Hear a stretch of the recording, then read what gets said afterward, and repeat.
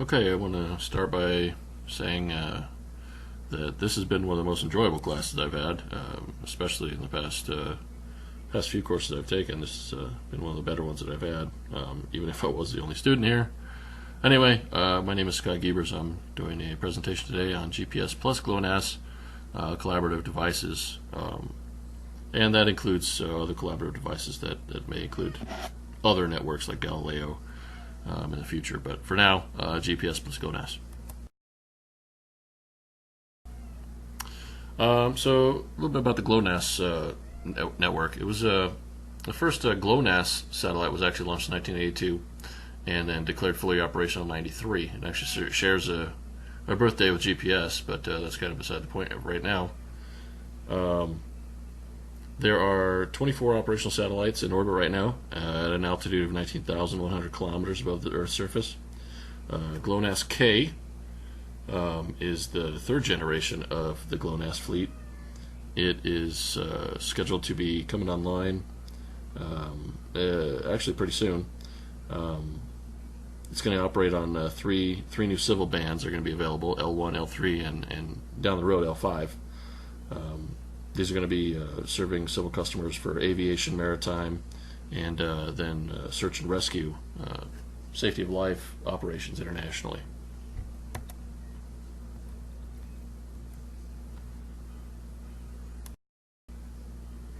So GPS started life as Navistar back in the 70s, a collaborative effort. It became fully GPS after that, with a full operational date in 1993. The latest network, a third generation GPS fleet, GPS 3, is going to provide improved mission life, 15 years, which is actually substantially longer than even the Glonass satellites, scheduled to be about 10 years. So about a 50% improvement on life, which means reduced cost and reduced mission operation costs. GPS 3 will have three other civil frequencies also, the L1C, L2C, and L5. These are going to be used for, again, safety of life operations, commercial civil use, and then international coordination for other systems like Galileo, or with simplicity of coordination between GPS and Glonass. So a little bit about collaborative devices. When I say collaborative, I don't strictly mean that they use them at the same time or that they can use them in conjunction. I didn't really make the distinction. Just that they can use Glonass and GPS. So, for instance, my cell phone is a Samsung, and ever since the Samsung Galaxy S2, I believe it was, with the Snapdragon processor, has been capable of operating on the Glonass or GPS networks. I believe that early Snapdragon processor was also capable of combining the two in one single chipset, so it can improve accuracy, your first acquisition time, so it's quicker to boot up and lock on your position. Improve signal fidelity, so if there's any losses anywhere, you're able to maintain that signal longer. And then availability, you have longer uptime, especially in urban type environments, or even out in the wilderness somewhere with the trees and mountains. You've got more access to more satellites. And like I said, there's a single chipset available today. It's actually an improved chipset over the first generation of them, but they are getting smaller and smaller and more affordable. So they're even putting these new chipsets in cheaper devices that are available on less expensive cell phone networks. So a little bit about the future of the GNSS and multi-network devices. Galileo has been a project that's been going on for years. They've just now gotten their 12th satellite, I believe, up. They will be launching number 13 this month, and 14 and 15 should be going up next month. But the Galileo network actually provides quite a bit more redundancy and improved accuracy to the system. Galileo was advertised as being very, very advanced with respect to other networks that were in the process, but that was back in 2000, 2006, at a time when they were beginning the process. Now the Galileo network is going to be roughly on par with the GPS and GLONASS third-gen satellite fleets.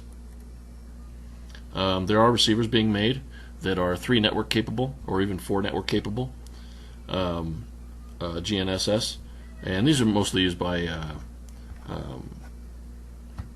aerospace operations, maritime, where its accuracy is very important.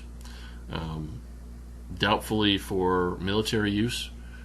Military doesn't want to rely on a neighboring country's network to be able to target or navigate their expensive fleet. And then down the road there will be a single chipset for all 3 networks. Right now the multi-network big boxes for aeronautical use come in a big box, and they've got redundant chipsets in them so that you don't have failures while you're in flight. And soon there'll be single chipsets, and they'll get very much smaller for the triple networks.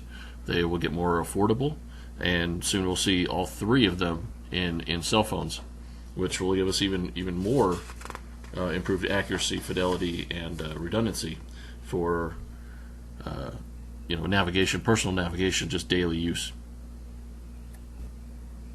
So in conclusion, the latest generation of GPS and GLONASS certainly has things right. They're improving the international coordinations through the use of new frequencies, which improves the overall state of health of the GNSS services. More and more people are dependent upon GNSS, which is a blessing and a curse at the same time, I suppose, because it also makes us lazy. But having the international coordination ensures that if one network was to go down for whatever reason, there is another network that the civil realm of GNSS users can use and utilize for their daily needs. Chipsets, hardware is always going to get smaller and cheaper as time goes on. Then they'll get upgrades, and they'll be able to access more frequencies and band stack them and whatever they need to do to improve their fidelity and accuracy. But they're going to get smaller, they're going to get cheaper, and they're going to be available in more devices, like maybe a smartwatch or some kind of tracking chip or something. There's going to be more devices that these are going to be capable of being utilized in. And then,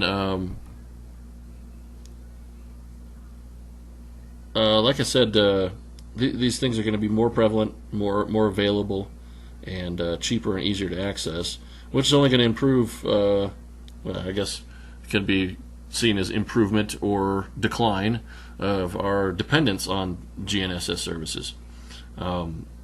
Maybe they're just a standard part of the car now because they're so inexpensive. All car makers are putting them in. Or maybe it's the Google Glasses, next evolution of that, whatever that may look like.